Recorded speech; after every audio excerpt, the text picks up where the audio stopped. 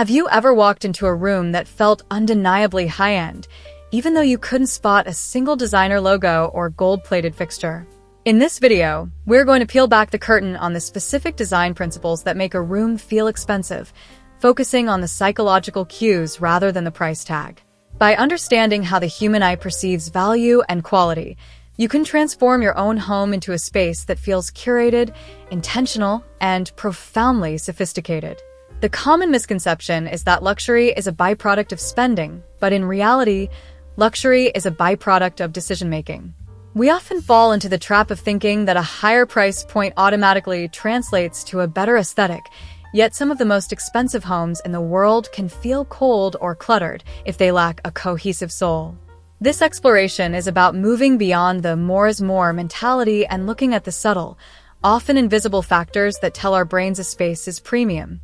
It is about the transition from merely decorating a room to truly composing it, ensuring that every element serves a purpose and contributes to a greater narrative of quality and comfort.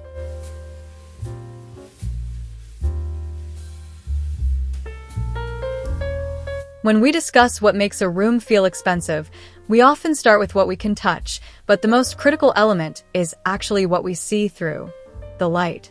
A space that feels truly high-end understands that lighting is not just a utility, but a mood-altering tool that defines the boundaries of a room.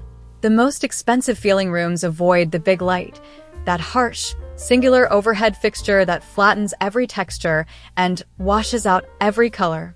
Instead, luxury is found in the layers. By utilizing a mix of ambient, task, and accent lighting, you create a sense of depth and mystery that draws the eye through the space. Consider the way light interacts with surfaces in a high-end hotel or a custom-designed library.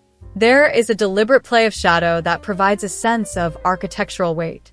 When you have light coming from multiple heights, floor lamps, table lamps, and perhaps a subtle wall sconce, the room develops a three-dimensional quality. This layering allows you to highlight the textures of your walls and furniture, making even the simplest materials look rich and complex. Expensive rooms feel like they have secrets, and those secrets are tucked away in the soft transitions between light and dark, creating an atmosphere of intimacy and calm that a single bright bulb could never achieve.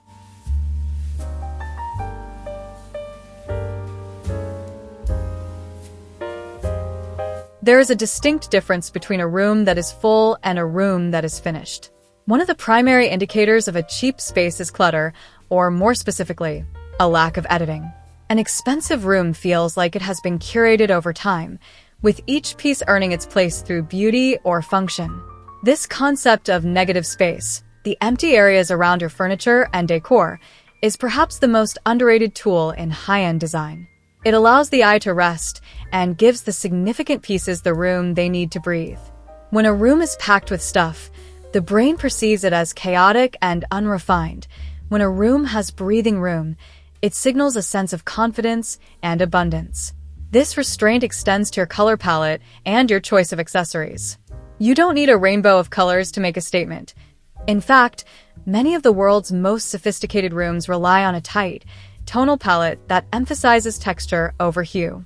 By limiting the noise in a room, you elevate the quality of what remains. It is the visual equivalent of a well-tailored suit versus a trendy, over-branded outfit. The suit wins every time because its value is found in the silhouette and the fit, not the loudness of its parts. Learning to say no to that extra decorative pillow or that trendy knickknack is often the fastest way to make your home feel like $1 million.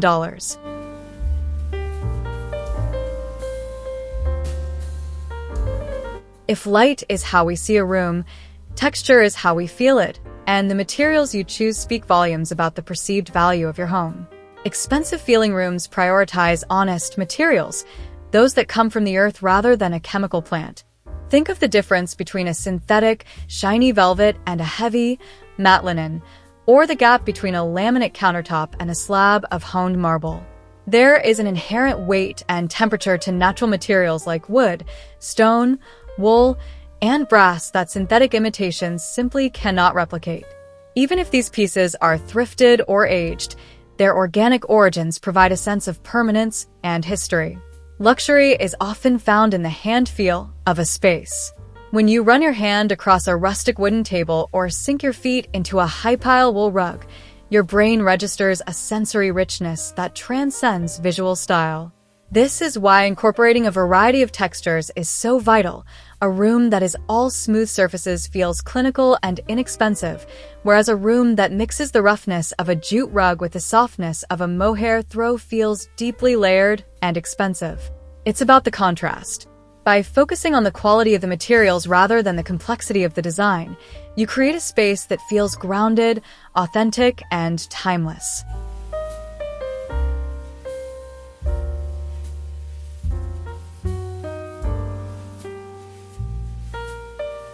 One of the most common mistakes that makes a room feel off or cheap is a failure to understand scale. Many people, out of a fear of overwhelming a room, buy furniture that is too small. This results in a dollhouse effect where everything looks dinky and disconnected. On the flip side, expensive rooms often utilize oversized elements to create a sense of drama and importance. A rug that is large enough to tuck under all the legs of your furniture, rather than a small island rug in the middle of the floor, immediately expands the perceived square footage of a room. It anchors the space and gives it a foundation of grandeur. The same principle applies to artwork and window treatments. A single, large-scale piece of art on a wall feels much more intentional and high-end than a cluttered gallery wall of small prints.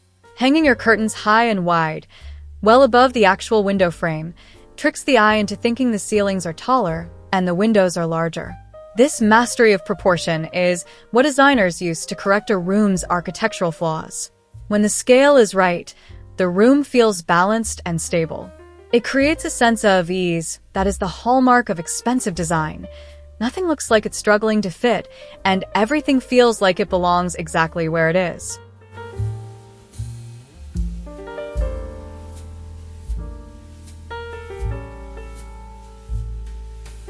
Finally, what truly makes a room feel expensive, the it factor that money can't actually buy, is character. A room that looks like it was bought entirely from a single showroom floor on a Tuesday afternoon will always feel hollow and temporary. True luxury requires a sense of time. This is achieved through patina, the wear and tear on a vintage leather chair, the slight oxidation on a brass lamp, or the softened edges of a collection of old books. These elements suggest a life well lived and a home that has been carefully assembled over years rather than weeks. Incorporating something old, something handmade, or something slightly imperfect breaks the catalog look and adds a layer of soul to the environment. It tells the viewer that the person living here has taste that isn't dictated by current trends. When you mix a contemporary sofa with an antique side table or a piece of original art, you create a dialogue between the past and the present. This tension is where high-end design lives. It's the difference between a house and a home. A house is a collection of objects, but an expensive-feeling home is a collection of stories, curated with an eye for quality and a heart for history. Creating an expensive-feeling home is not a sprint toward the nearest luxury furniture store. It is a slow, intentional process of refining your eye and your environment. It's about understanding that the way light hits a wall or the way a rug anchors a room matters far more than the brand name on a price tag. When you focus on scale, material, and the art of restraint, you begin to see your home not as a place to store your things, but as a canvas for a life of quality and purpose.